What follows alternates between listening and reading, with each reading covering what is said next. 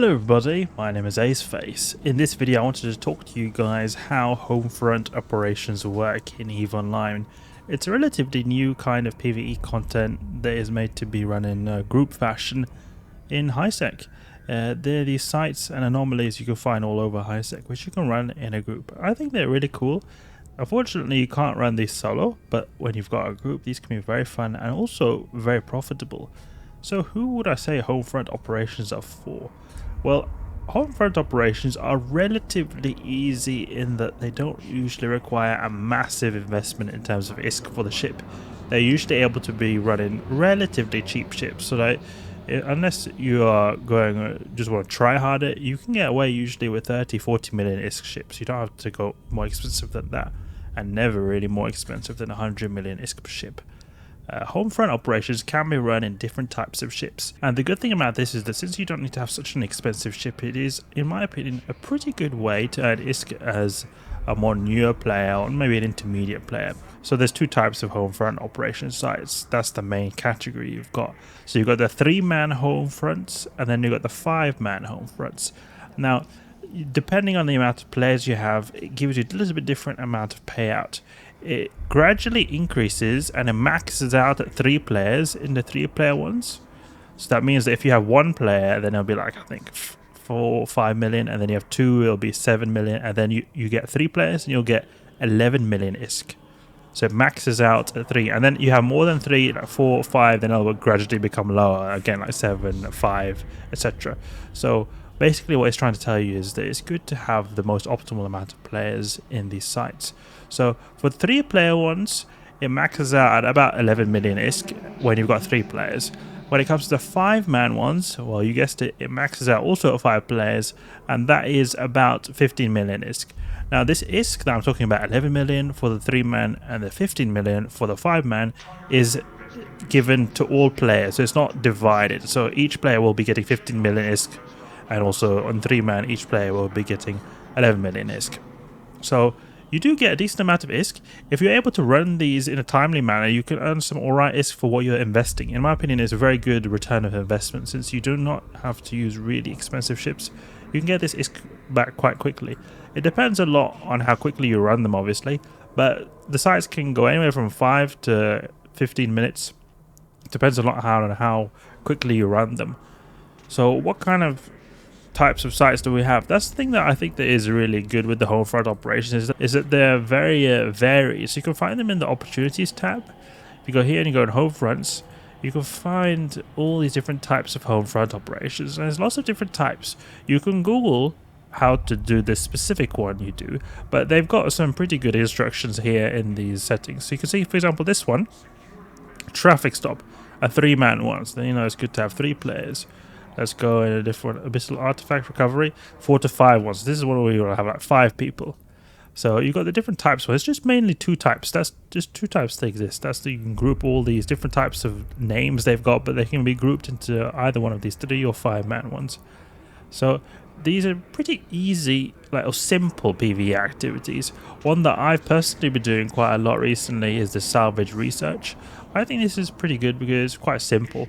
Now how this works is you just go to the site and you have to salvage all these wrecks. But at the same time you've got NPCs, so you sort of have to get a pretty good combat ship, but at the same time a salvage ship. I think that's pretty fun about these is that you can sort of optimize them to be pretty good. Now something you have to think when you're running these is that there are site restrictions for these sites. So when it comes to the 3-man ones, then you can max have these destroyers. You can see here, destroyers is the what you've got the restrictions of the 3-man ones. But then when it comes to the 5-man ones, then we've got a little bit more lenient restrictions. So you can see here, you can go here, go back. Here we go.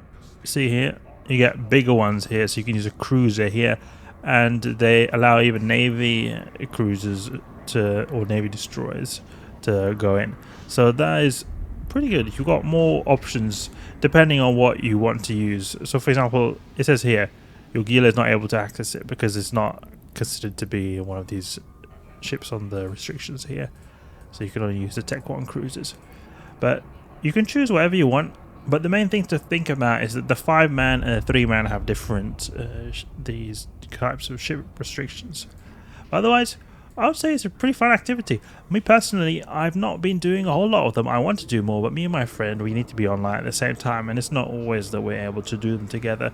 But I've so far been doing a few of these. I've been doing the salvage research, as I said before, and then we've also been doing this other one which involves the capacitor neuting. You can it's pretty spicy. It's very specific things you need to do. Another one, I can't remember what it's called, the stabilized rift, that's the one it is. Here you just have to neutralize these turrets, these objectives, and you have to make sure you newt them close to each other, because otherwise they'll recharge all in time. So you learn a lot of different aspects of EVE Online here. Like suddenly you're neuting. I've never been having to at all do any kind of neuting in PvE before, so I think these are really cool. I like them. I appreciate the CCP has added these.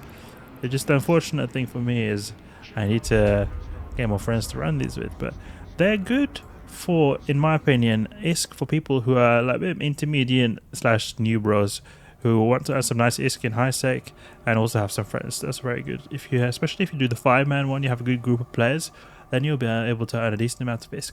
One downside I noticed to these is that sometimes there are these big farming groups that are running these.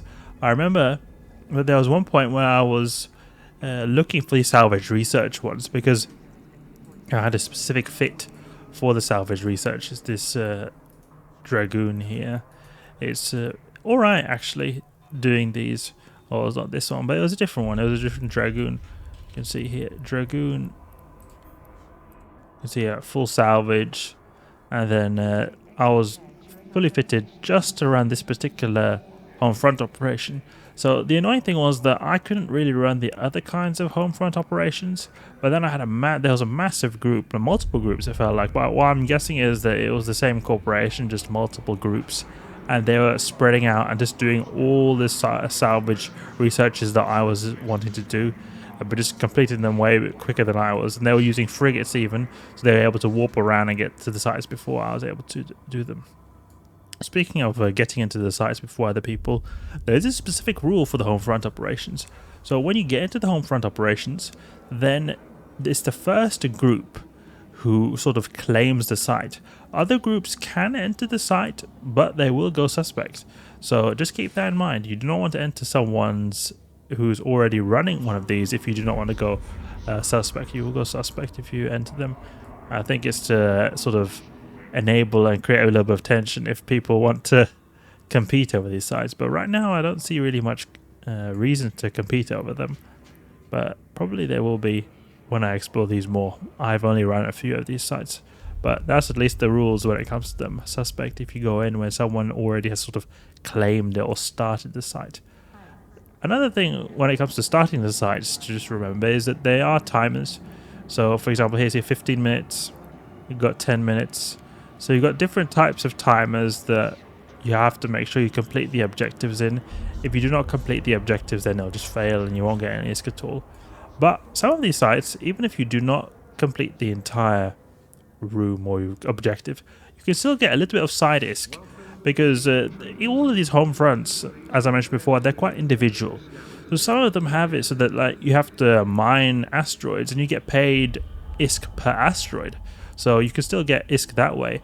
And then there are some that also have it so that when you destroy the NPCs and these salvage these wrecks, the salvage research one, then you do still get something. It's not crazy amounts of ISK, but you'll still get 1-2 million. And for new players, I know every extra million ISK, I know it does make a difference. So really, I like these Homefront operations. I think you guys should try them out as well.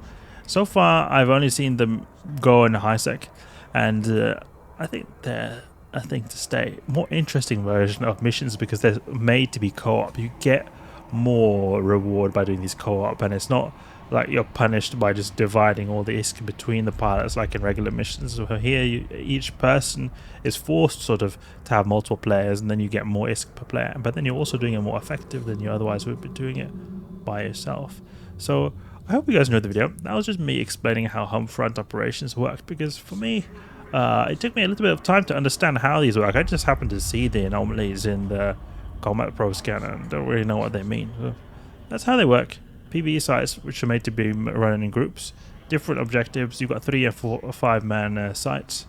That's how you can say they work in short. And I would say that they're good for newbies to intermediates who want to do these in a relatively cheap set of ships. Hope you guys enjoyed the video. Hope you learned something new. If you did, please leave a like and subscribe. I'll catch you guys later.